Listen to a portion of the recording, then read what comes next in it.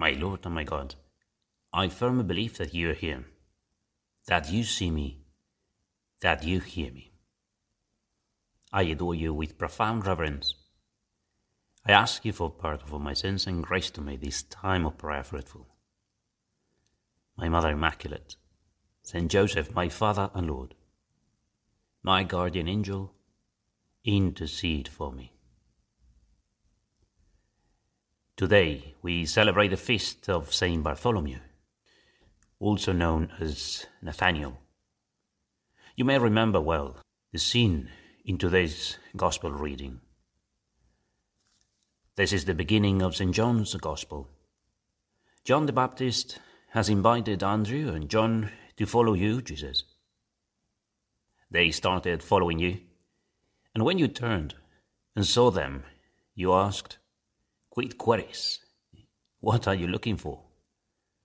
They asked you where you lived, and you said, "Come and see." Rather than giving you the coordinates to find the place, or sharing with you my location, just come with me and see for yourselves. It is always more effective, isn't it? A picture is worth 1,000 words, they say. So better come and see for yourselves. Well, after spending that day with you, Jesus, Andrew and John probably told their families at dinner everything about you. What they have seen and what you said that day. And very likely, they suggested the same thing to them. You have to meet him. Come and see him for yourselves. Peter and James did come and see you. And after meeting you, Jesus, they started following you. Then we read about Philip. The next day, John tells us, you, Jesus, decided to go to Galilee and there found Philip. He met you and followed you as well. And finally, we arrive to the passage we read today.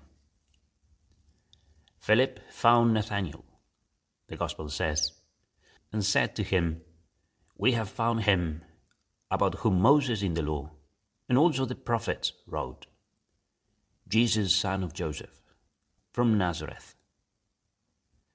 But Nathanael didn't seem convinced. Nathanael said to him, "Can anything good come out of Nazareth?" Wow. Well, we don't know what experiences he had with people from Nazareth, but apparently he didn't quite like them. Now, that could have put Philip off a bit. Sure. Philip wanted his friend Nathanael to follow you as well, but it looked like his friend wasn't interested. Does it not happen to you sometimes?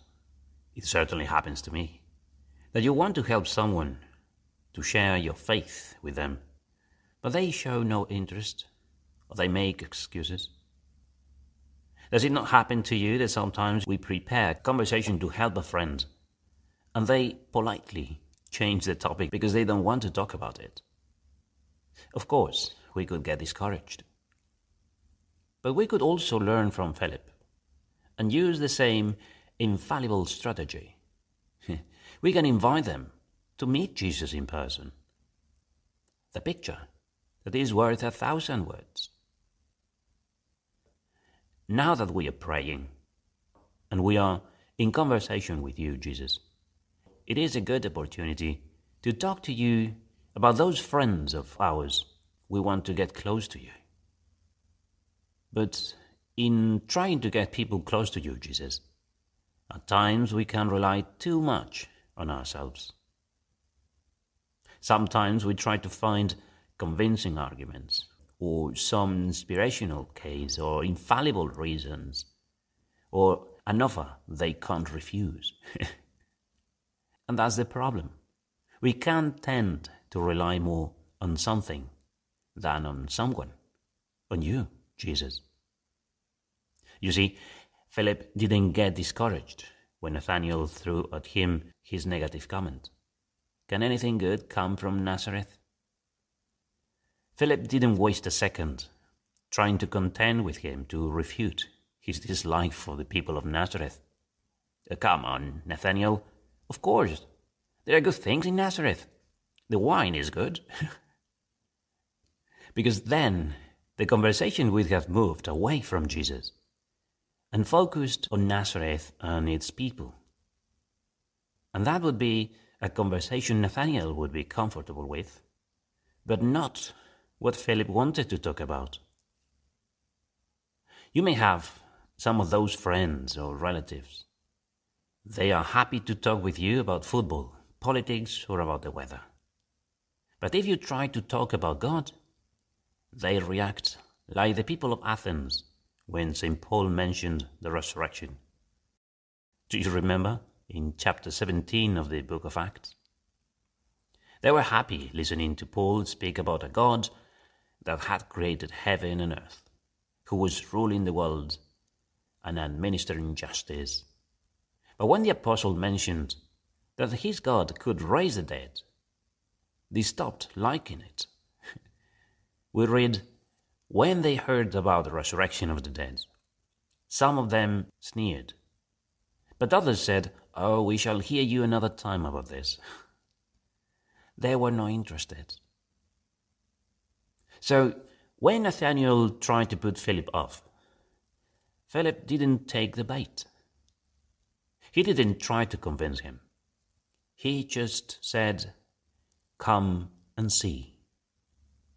Exactly the same words that you, Jesus, said to John and Andrew when they asked you where you lived. Come and see. And that did the trick. We read that Nathanael came to see you, Jesus, and he was bowled over. St. John writes, when Jesus saw Nathanael coming towards him, he said of him, "Here is a true Israelite, in whom there is no guile." Nathanael asked him, "How do you know me?" Jesus answered, "Before Philip called you, I saw you under the fig tree." Nathanael replied, "Rabbi, you are the Son of God. You are the King of Israel." Wow. That's simple, eh? It took you, Jesus, 2 sentences for Nathanael to confess that you were the Son of God and the Messiah. 2 sentences to prove that Philip was right. And it was all about meeting you in person. This makes sense. It is not the same to have someone describe a painting for you as to see it with your own eyes. It is not the same having someone explain a film to you as to watch the film yourself. It is not the same to have someone describe a person to you as to meet that person in real life. A picture is worth 1,000 words. They tell the story of King Henry III, Henry of Winchester, King of England, who used to attend Holy Mass every day. And one day, one of his advisors mentioned that a famous preacher was then in town, and he suggested, "Would it not be better to go and to listen to that preacher instead of going to Mass today?"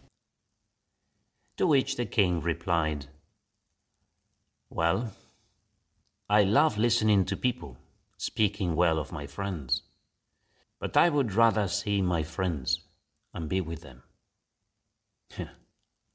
The best way I can help my friends and relatives is not by trying to convince them with arguments, but by inviting them to come and see you, Jesus, in person, to meet the one who knows them, who loves them, who has died for them and is waiting to spend time in dialogue with them.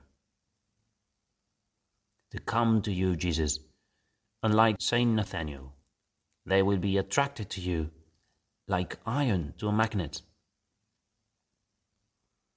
Mary, my Mother Immaculate, may your children meet your Son, the one that Nathanael met that day, the one that when you come and see him, you only want to follow him for the rest of your life. I give you thanks, my God, for the good resolutions, affections, and inspirations that you have communicated to me in this meditation. I ask you for help to put them into effect. My Mother Immaculate, Saint Joseph, my Father and Lord, my guardian angel, intercede for me.